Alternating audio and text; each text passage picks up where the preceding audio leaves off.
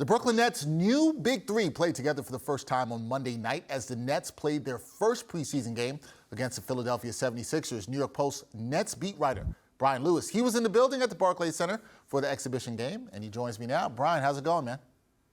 All right. How you doing? I'm doing good. The Nets seem like they're doing better. We're not going to be talking about any drama here today. So, Brian, Ben Simmons. There is some drama with him. He saw his first NBA action in 470 days. What did you make of his Nets preseason debut, and how do you see the Brooklyn Nets using him this season? Well, I mean, he had a huge, megawatt grin. He was happy out there. He seemed healthy.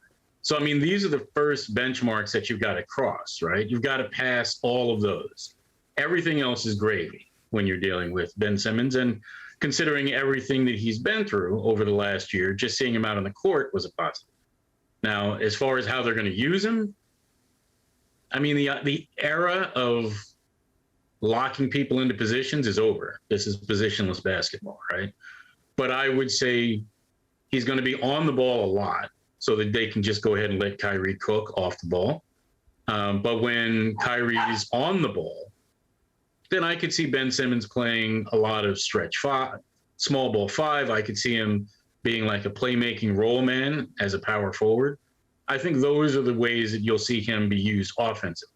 Defensively, he can guard 1 through 5, which some people say they can do, but it's a pretty rare thing to find in the NBA. And he's a guy who has the skill set to do that. Now, Brian, last time we spoke, we talked about the 5th starting spot in the Nets rotation, starting rotation that is, up for grabs. Joe Harris, he got the start against Philly, so does he have the inside track to locking down that last starting spot? Well, I wouldn't say necessarily that it's a lock.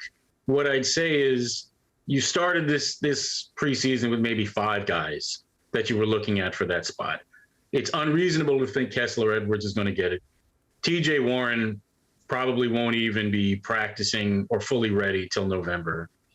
Seth Curry may not play at all this preseason.